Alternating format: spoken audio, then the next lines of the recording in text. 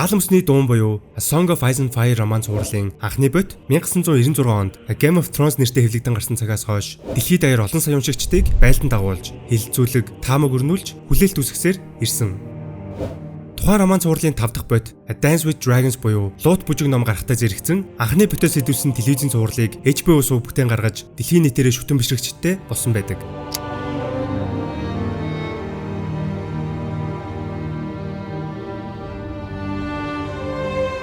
Үндсэн зохиолын роман цуврал 5 бот гараад зохиолын төгсгөл болох 2 бот буюу The Winds of Winter болон A Dream of Spring гараагүй маш удаж уншигч фэнүүдийг 10 гаруй жил хүлээлгэж бухимдуулж байгаа ч энэ хугацаанд The World of Ice and Fire, Night of the Seven Kingdoms, Fire and Blood гэх мэт зохиол бүтээлүүд гарсаар байсан юм.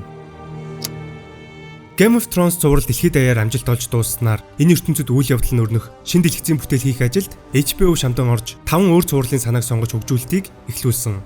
Тэр дундаас The Long Night хэмээх цуврал хамгийн түрүүнд хийгдэхэр болж pilot буюу эхний анги хийгдсэн боловч HBO-ийн захирлуудад таалагдаагүй тул цуцлсан байдаг. Үүний дараа зохиол нь сайшаагдаж хийхээр болсныг зарласан цуврал бол House of the Dragon байсан юм.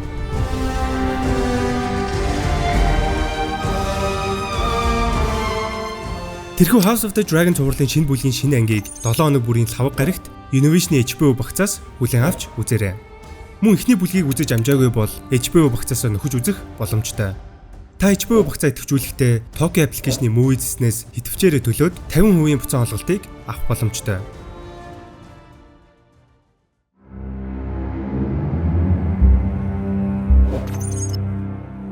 House of the Dragon буюу Hot Dig үндсэн роман цувралаас гаднах бүтээлүүд дундаа онцлог бүтээл болсон Fire and Blood-оос сэдвүүлэн бүтээхээр болсон. Энэхүү ном нь энгийн зохиол, өрнөлтөө роман биш юм. Уг номонд гал өмсний дуун ертөнцид амьдарч байсан нэгэн түүх судлаачийн олон их сурвалжаас мэдээлэл цуглуулж Targaryen овгийн 300 жилийн түүхийн эхний хагасын тухай бичснээр гардаг. Энэ бүх хугацаанд болсон түүхийн дунд Westeros төв тодор үлдсэн үйл явдал нь Dance of the Dragons буюу Луудын бүжиг хэмээх Targaryen овгийн хоорондын хагарал, улмаар Westeros твийг хоёр хуваасан иргэний дайн юм. Энэ үйл явдал нь Хөгшин хаан хэмээн нэрлэгддэг. Нэгдүгээр Жихэрис хааны удам залах хүүхдүүд залуудаа нас барч Жихэрис хаан болон түүний гэргийн Алисын хатанд үе гашуу дохиогоо зогсохгүй Westeros твийн хааны залгамж халааг асуулт болгосноос үүдэлтэй. Нэгдүгээр Жихэрис хааны том хүү ханхүү Эйм нь нэг охинтой. Түүний дүү ханхүү Бэйл нь нэг хүүтэй байсан бөгөөд том хүү ханхүү Эйм нь гинтийн тулаанд нас барч хаан өөрийн удам болон төмөр сэндийг залгамжлан авах хүнээр том хүүгийнхээ охиныг буюу Ренисийг биш баг хүүгээ буюу ханхүү Бэйлнийг сонгосон байдаг. Ренисийг зөвхөн хүүсээр нь ялгаж, хүүгээ залгамжлагчаар сонгосон татан Алисан их уурлаж, Жахирис Алисан хоёрын харилцаа дахин муутсан гэдгийг түүхэнд бичсэн байдаг.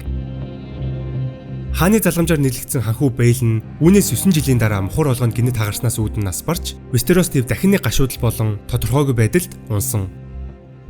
Ингээд залгамж халааны асуудалтай болсон өндөр насанд хүрсэн хаан амьд үлдсэн сүүлчийн хүү Арчмайстер Вэгнийг зөвлөгөө авахар дууджээ.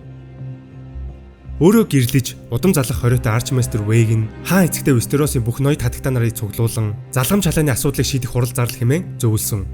Тэрхүү зөвлөгөөний дагуу болсон хурал нь House of the Dragon цувралын эхний ангийн эхний сценд гардаг үлээ.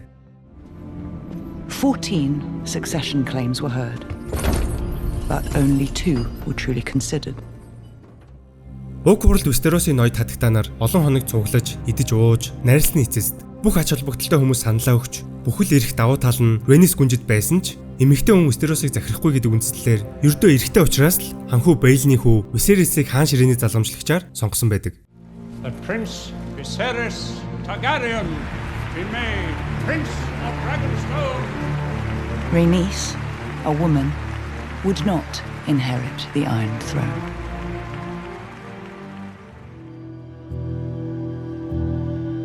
Энэ бүхэн бол House of the Dragon цувралын ердөө эхлэл буюу үндэс суурин юм.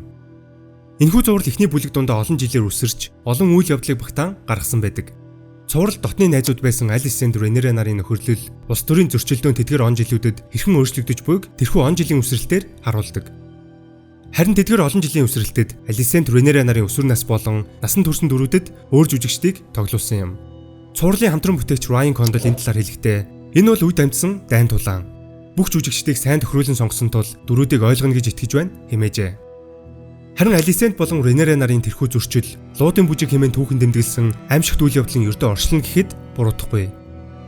Луудын бүжиг буюу Dance of Dragons нь Westeros твийг ганхуулж, олон зуун мянган хүн амиа алдаж, олон овог, гэр бүл сүрж, Таргариен удам дахиж хизээч агуу том хүч эрх мэдэлтэд хүрэхгүй болтлоо хагаралтанд дайцсан үйл явдал билээ.